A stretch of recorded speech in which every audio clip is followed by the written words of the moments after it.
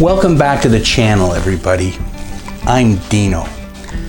You know, a few weeks ago, my friend Karl and I made a 4-day motorcycle ride on our DR650s from here in Niagara Falls, Ontario, all the way down to Vermont, up into New Hampshire, and finally down into Massachusetts.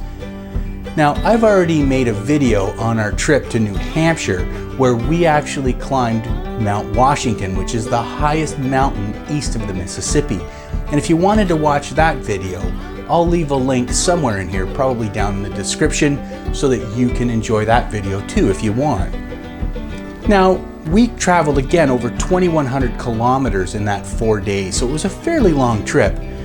And really, I thought Mount Washington would be the highlight of the trip, and it really was. However, on the third day, we went into Massachusetts, and we went down to Shelburne, Massachusetts, where they have a really unique horticultural bridge there that I want to share with you.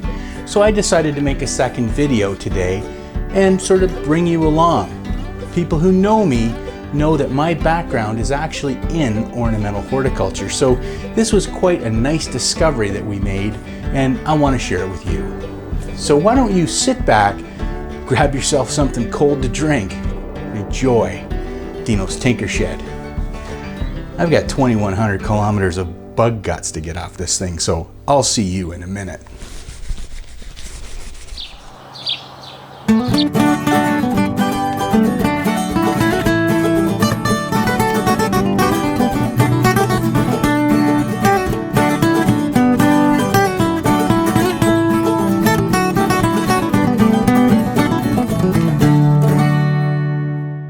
As I said earlier, on Wednesday, Karl and I rode to the top of Mount Washington in New Hampshire, and it was absolutely fantastic. And once we got back to Bennington, we stopped at the Bennington Pizza House and picked up a couple pies and went back to our hotel to talk about what we were going to do tomorrow. Now, once tomorrow finally came, we hopped on the bikes and pointed things south. Now, the interesting thing about Bennington is it really sits on the border of 3 different states. So there's Vermont, New York, and then down to the south is Massachusetts. So we hopped on Highway 7 and followed it all the way down to Williamstown.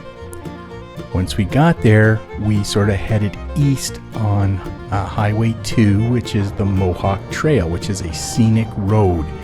And it takes you over to North Adams, where there's this switchback going up a mountain that is just absolutely amazing. Now, on the way back, I'm going to stop and get some footage. It was a little bit cloudy on the way to Shelburne, but you can see that the switchback's quite intense, and the views are amazing. I think it's close to 2,800 feet by the time you get to the summit of this switchback. And this is one of the things I really took away from Massachusetts is the hills and the mountain roads are every bit as entertaining and maybe even a little bit more than Vermont and New Hampshire. I don't want to play favorites here, but I'm going to tell you, we went up and down more beautifully paved roads than I've ever ridden in my life. And this Mohawk Trail is a scenic route to get over to Shelburne. It twists and turns up and down this mountain range and takes you all the way down to the bottom of the valleys, where you end up following these rocky, craggy rivers around some amazing twists and turns. They really did follow the contour of the land here to put this road in. But I want you to pay attention to how nice the asphalt actually is. This was a beautiful ride. You don't need a dual sport to do this, but the DR handles this type of road every bit as good as it does gravel. And Karl and I just sort of continued riding all the way down this Highway 2 until we finally started to enter the town of Shelburne.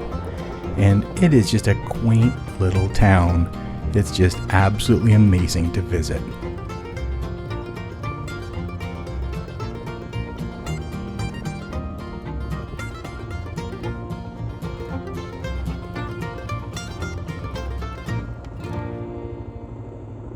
Yeah, I wouldn't mind getting some breakfast. I'm starting to get a little hungry. As Karl and I searched for something to eat, we happened upon the Floral Bridge in Shelburne here. Now, this bridge was actually built in 1908. It's 400 feet long, and it was built to carry trams across the river for people to transport them. It ran in that capacity until 1929, when the railroad finally shut down.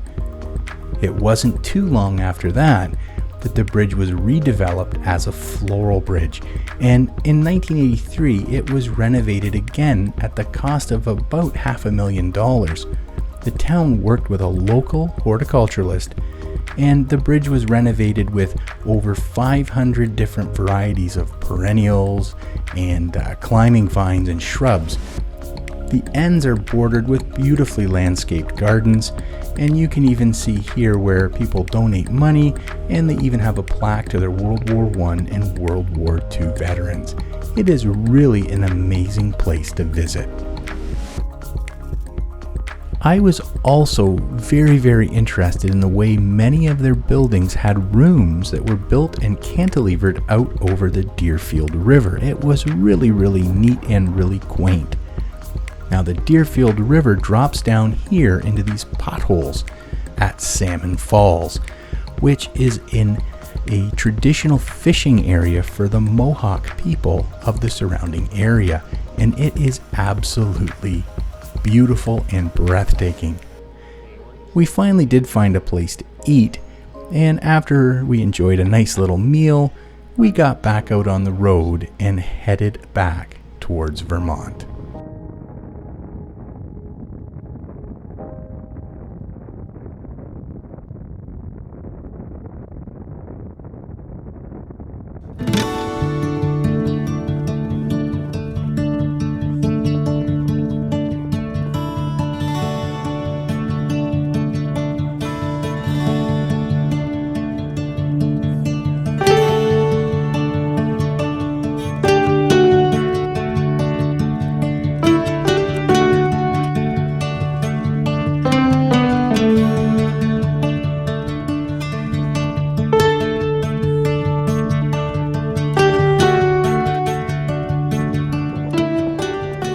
It wasn't long and Karl and I came back to this switchback here on this mountainside, so we decided to stop and take in some of the views.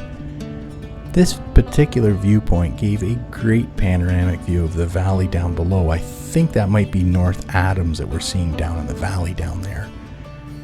But it was a great place to stop and get some pictures and get some videos, and it was really a nice place to stop in general. Just we needed to get off the DRs for a few minutes. It also gave us a great opportunity to talk with a couple locals who gave us some advice on the routes to take to get back to Bennington. So after we let a few more cars go by and up this switchback, we hopped back on the bikes and headed back towards Vermont, taking the advice of the people that we met to find some back roads. And this is a great thing to do. If you have the opportunity to talk to locals, they'll usually steer you in the right direction.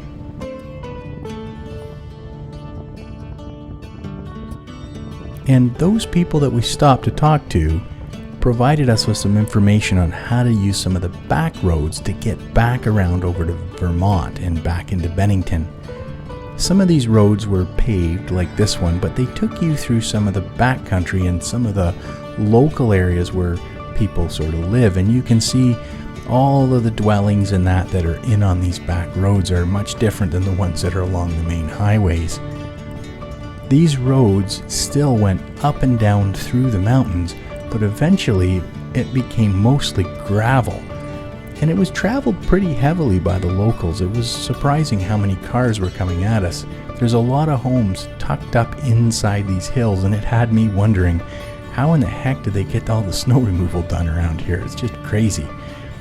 But it sure made for some entertaining riding, and it was nice to get a bit of gravel underneath the tires of the DRs.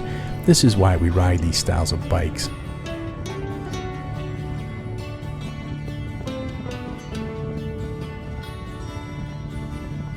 After we rode for about 45 minutes or so out on gravel roads, we just wanted to get back and rest for the night. So we hopped on to Highway 7, or at least I did. Now, I watched Karl drive right by the interchange and kept heading down towards Old Highway 7. So I thought the best thing to do is just keep going, because there really isn't a good way to turn around here on Highway 7, and I'd meet him back at the hotel. So I was kind of hoping maybe he got in behind me. It didn't happen. I wasn't too worried. We've done this before where we've taken separate routes home. So the interchange actually takes you down to Old Highway 7 here, and I was hoping maybe I'd hook up with him here, but nope. So I thought, well, maybe he's back at the hotel. So I made my way back in, and if you look really closely up ahead, there's this long tower in the foreground. That's actually their Civil War Memorial, and that's where I was heading, was back there. It wasn't long before I was in downtown Bennington and making the turn to go into the hotel. I was really hoping Karl would be here, but he wasn't yet. So after I got my bike parked, I got my phone out and tried to call him again. He did show up about 5 minutes later, and he did exactly that. He missed the turn, took Old Highway 7, but you know what? He got back safe, and we ended up having a couple of cups of coffee and a good laugh about the whole thing. After a good night's sleep and a great breakfast, Karl and I loaded up the bikes and started heading home. Our plan was this time to actually take the highway home, so we went from Albany, New York to Buffalo, New York on the I-90. Now this saved us about, 100 kilometers or so of actual distance, but more importantly, it saved us over an hour of riding time compared to the back roads that we took to get to Vermont in the first place. Overall, the I-90 is not a bad road to ride on. And once you sort of get settled in, it actually has some sections that are pretty scenic, actually. It overlooks, I think, the Erie Canal, and as you ride through the rolling hills, there are places to stop, like this rest stop to get off and stretch. And this is important. When you're riding over 470 kilometers on 4-lane highway, you have to get off every once in a while and stretch your legs. If you can't, well, you're doing like what I'm doing here, which is like the rubber chicken. I often use my passenger foot pegs just to reposition my legs a few ways, like the frog here, just to make sure that you don't cramp up over the ride. As we got closer and closer to Buffalo, I really reflected on what a great ride this really was. And I really can't wait to visit the US again with Karl on another ride. Well, that wraps up the video today on our ride down to Shelburne, Massachusetts, and what a great ride it was. The roads were fantastic, the weather was great. I can't stress how fun it is to ride through mountains with those twisty roads. It really was great. And the Floral Bridge in Shelburne was absolutely spectacular. I don't think I've ever seen a floral bridge that well maintained and that well designed. It really does show some professionalism, whoever designed that bridge. Can't give them credit enough.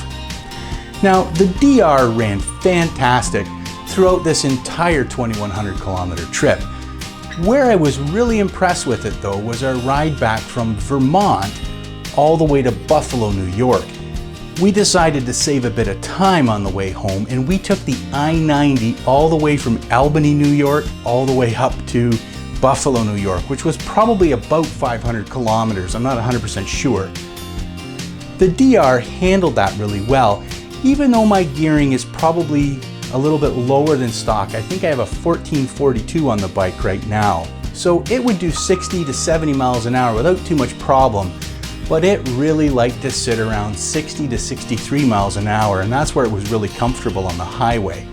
So we did get past a little bit because the speed limit is 65, but it gave me time to look around and enjoy beautiful New York scenery. The rolling hills around New York State are beautiful.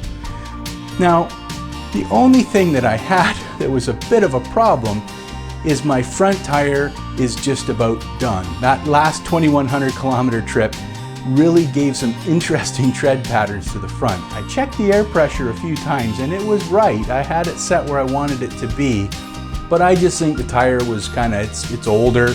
It's time for a new tire. So I managed to find a very good used rear Shinko 705. I'm gonna just buy a brand new Shinko front tire and I'll put a match set on the bike relatively soon. I'll still ride it around town, but I think this is the end of it for the front tire for any kind of long trips this season. So if you liked the video, please leave a comment down below. Let me know if you like this style of video or not. I'm really interested to know if you find it interesting. And if you did, please take the time to subscribe and like the video. It really does help to make the channel grow and allows me to make the content that I hope everybody is enjoying.